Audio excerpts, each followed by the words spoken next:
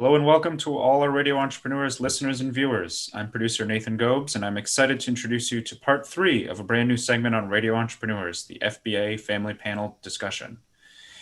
Before we get to our esteemed panelists, I'd like to mention this show's primary sponsor, the FBA. The Family Business Association supports and awards family-owned and operated businesses throughout New England area. And in this December edition of the panel discussion, which will be broken into 3 parts, we'll be discussing topics related to adapting to change, organizing company financials, preparing for the end of the year and start of 2021, and much more. This episode is part 3 of 3, and in this portion, we'll be discussing the final of these topics, preparing for the end of the year and the start of 2021. If you've not yet seen parts 1 and 2 of this panel discussion, we recommend you head over to radioentrepreneurs.com or any of the many channels we stream on to catch the previous segments where we discuss adapting to change and financials. All of these discussions are intended to be highly relevant to family businesses, but also all entrepreneurs. So be sure to follow Radio Entrepreneurs on LinkedIn, YouTube, Spotify, iTunes, or any of the other platforms. Next, I will introduce our 3 panelists and the host for this discussion. For their full introductions, please refer back to episode 1, which is linked in the description below. We are joined today by Rich Hirschen, partner at Gray, Gray, Stephen Wilchins, founding partner and attorney at Wilchins, Cosentino, and Novins, and Christian Sohn, vice president of private banking at Cambridge Trust. Welcome, gentlemen. Welcome. And then last but not least, a man who needs no introduction, Radio Entrepreneurs host and founder of Mage LLC, Jeffrey Davis. Welcome, Jeffrey. I'll hand the conversation. Been thrown out of better places than this. Thank you. Usually it was my mother's house during a family dinner. So welcome everyone. And I've really enjoyed all of this. You've all been very informative to our listeners and family and private businesses and everyone else in leadership. I'm going to change around my questions a little bit. As we end 2020 and we move into 2021, we know there's a new administration. And, I think we also know that asset planning, tax planning, end of year planning is going to change in the next year. So I start with Steve. What do people have to do? I don't think this is negotiable right now because we know what we have for the next few weeks, but we don't know what we have into the new year. So what do people have to do? What are you telling them? Well, I think to the extent they have gifting they want to utilize, looking at taking advantage of their exemption, their 11,580,000 exemption. A number of clients are utilizing that by maximizing their gifting strategies for the year, especially since it will sunset in 2025, the exemption, but probably it will go down quicker. The other issue is looking at the income tax planning with regards to the potential change in capital gain tax, potential change in step up in basis issues. So there are many, many proposals that are there that the client should reassess and look at their portfolios, whether they want to recognize gains or losses this year, harvest that appropriately. So that I think is the most important issues at this moment. Rich? I'll say this, Jeff. It's challenging because we don't know what the tax laws are going to be. Depends on what happens with Georgia, right? If Democrats get control of the Senate, it might be a lot easier to get things passed. If the Republicans stay control, I think it's gonna be very difficult to get things passed. So, it's very hard to predict right now what changes will actually happen in 2021, if anything.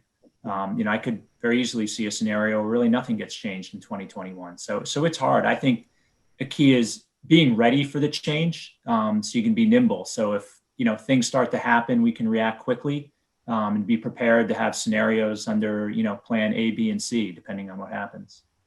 Yeah, there's not much time left this year to get things done for 2020. But to Steve's point, some general gifting can be done. Charitable contributions. The CARES Act has let in some friendlier provisions for gifting, especially as it relates cash gifts to 501c3 organizations. So there are some definite opportunities there before the end of the year, but typically speaking, you want to have these conversations earlier than December 15th. But as you get into the new year and as things change from a tax and legal perspective, I would highly recommend that you sit down with your advisors to understand how this impacts you, how this impacts your business, how this impacts the planning you want to do and the goals you're trying to achieve, to see how you can plan for what is probably going to be higher taxes at some point, and how you can plan for what Steve recommended in terms of the step up in basis issues and the potential for lower exemptions in the future. I'm going to throw this question a little bit back at Rich, but before I say that, I know that in terms of my own tax planning, people say to me, I know you want to be looking at potentially higher taxes and transferring assets, but Jeff, you don't know how long you're going to live and what you're going to need, because that's going to change too. So there's a lot of ambiguity out there. And so it's hard. It's really hard to plan. But Rich, just a short-term question, because I know Steve wants to jump on that one. Rich, a lot of people are saying to me, how do I treat the PPP loan? Because people aren't clear necessarily how to even treat it. Are they going to be taxed on it? Or are they not going to be taxed on it? Do you have to put money away? Do you not put money away? That's a pretty big issue for a lot of us who have small businesses. Yeah, the PPP has been, I'd say, the number one topic. If this were Family Feud, right, this would be the number one topic that's come up in 2020. But the IRS came out a few weeks ago with guidance that says the PPP proceeds, technically the expenses paid with the PPP proceeds are not deductible in 2020 if you intend to be getting forgiveness. And they're taxable in 20 or not deductible in 2020, regardless of whether you've applied for forgiveness yet or if you've received anything from the bank. So if you plan on getting forgiveness and believe you qualify for the forgiveness, it's taxable in 2020. Yeah. Probably should reserve for it over time to the extent you can. But I think one positive, Jeff, if I may, one positive development is the uncertainty has created an opportunity for clients, and the pandemic where a lot of people are home and they have the opportunity to think about it. They're really thinking about their situation on a personal level. And a number of people that have the wealth, they're really thinking hard about the what if scenarios where they haven't had that opportunity in a long time. So yes, it is uncertain. And Rich, you are correct. The uncertainty going into next year, but at the same time, they're at least focusing in on issues which they haven't done in many, many years. So it's actually healthy. Yeah, and in addition to that, from a pure financial planning perspective, I'm sure there are a lot of other firms that do this as well, but we can put together financial plans where we're running various simulations of various assumptions to where we can help a client think about X amount of money they need to leave or need to live in retirement, X amount of money they'd like to leave to children or grandchildren, or X amount of money to their alma mater or charity or whatever it is. And we can help them identify these goals and incorporate so many different scenarios where we can say, all right, if the exemptions rolled back, here's what it might look like. If it's not, here's what it might look like. And try to give a frame of reference for their decision making so that we can actually have a pretty good idea as to what their future lives may look like depending on what happens. Good. For me, December, January was always the big time of year for strategic planning, offsites with clients. It's the offsite season. Yeah. And I don't see any offsites in my future right now.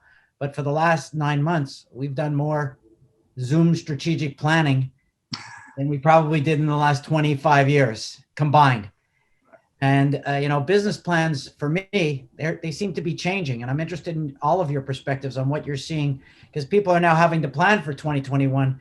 What do business plans look like for all of you? And what do you think people need to build into these plans to make them strong? Anybody want to take it first? Rich, I've been picking on you lately. You're always good to pick on. Yeah, I think plans have changed. I think companies have changed. So, companies today might be, very different than what they were 1 year ago. they might have found, new business avenues that weren't there. I mean, this pandemic has changed the way we live, the way we shop, the way we, make purchases. And some of those changes are going to be permanent. And so, I think companies need to think outside the box a bit and, look at kind of in this new world that we're living in, how do they need to adapt their business? Businesses always need to be changing and, and looking at themselves to see what opportunities are there that maybe weren't there several months ago or before the pandemic. And do that. So the strategic plans are changing, and companies may find that they're a very different company today than what they were, 9 months ago. And if they think that these are going to be permanent changes, I would say start developing your strategic plan of where you want to be in 3 years, 5 years, 10 years, based on the changing environment and that we're in. Rich, I think what you said is excellent, but also the leaders in management have to grasp when to execute and grasp what are the ideas that we are vetting out and doing our plan that we can capitalize on. And that's hard to do, is to narrowly focus and make the decision to execute. So that's a challenge with management during this pandemic. And I think that within these strategic plans, you're going to see thoughts and ideas that were perhaps far out on the horizon now right in front of their face as it relates to succession planning or exploring new business lines and creating different revenue streams. They're being forced, business owners are, to think about things that perhaps were on the periphery but weren't as necessary, to where now it's really rejiggered a lot of thinking in how people think about strategic plans for their business and the things that they want to address within those plans.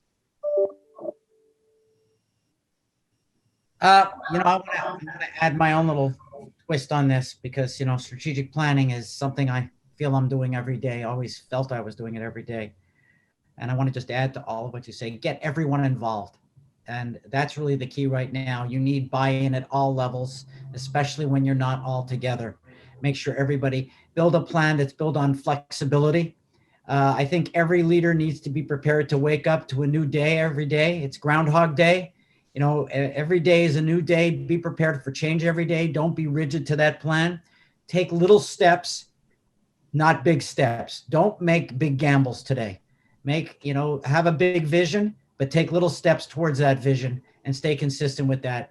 And that way, if you have to alter or and if there is an error, you have room for error and you can take a new step right away. Don't take big steps that you're committed to and can't change. And so I would add that to the whole thing. And I want to add as our last question, where we sort of went back to the first segment that we did when we started this whole thing. And that is, as we go into 2021, business has changed permanently. I believe that. What's the one thing all of you wish that our leaders and entrepreneurs would all do for 2021 that will help them to succeed in the next new year? Can I ask you that? It's a good time for a wish list. I would, first and foremost, be patient. This is new for everybody. This way of change and everything, it's still, people are still adapting to it. And some people are processing it better than others. People have their own challenges. People have been personally affected more than others. So I would preach patience as the business changes, as the people within the business change and are affected differently. Because I think if you're able to show that and let people know that you're being patient with them, I think that goes a long way to help shoring up trust and building up trust to make people feel like they're a part of the team. Steve? I would be more engaging with the key people, and as well as each person in the organization down to the low level person. Everyone is important. You want to hear what they have to say during a crisis. The diverse opinions are very important to process, to think about it. And to have the entire organization engaging in this process is very important at this time. I was going to say, for the leaders of companies and the people working with their clients, just being there for people, for your employees, for your customers. I think by doing the right thing and being there for your people now, you can build, you can create such goodwill with your customers and your employees that they will never forget what you do for them now in a time of need. And that can be really powerful and really important in the future. That's an excellent point. Well, Rich, you outdid me, but it is all about the people. And I think that's what we're all saying. But I want to remember that, years from now, everybody's going to look back on all these leaders and they're going to say, what happened and how did you deal with 2020? And I do always believe that in the history of time, out of darkness, we turn to the light, and we will come back out to the light. And that's the leader's job, to bring us to the light. And remind everybody that we are all safe, we hope, and that life isn't boring. And this is not a boring time, and we should treat it as an exciting time and try to embrace it as leadership and try to get our employees engaged and make it exciting. Embrace the challenge and create a memory and a team that will always remember how we pulled together in 2021 and did something that others were not able to do. It'll be something that will bond you for a lifetime. Just like I will always remember, working with all of you today on this. I know we're going to be doing these segments every quarter, and I invite my producer back, Nathan Gobes, to sort of throw us into our last closing. Thank you, Jeffrey. Thank you, Rich. Thank you, Steve. And thank you, Christian. That was a really good conversation, and that wraps up our last segment of this December edition of the FBA Family Panel discussion. Thank you all, our listeners and viewers who tuned in for this first ever news segment on Radio Entrepreneurs. Links will be provided in the description below to the previous parts if you didn't already hear them. And be sure to click subscribe or follow to join our podcast and stay up to date on all of our postings. Radio Entrepreneurs is also highly active on LinkedIn, so be sure to go follow our page there as well for more business advice and discussions. Until next time, goodbye and thanks for listening. We'll be back with more stories on Radio Entrepreneurs.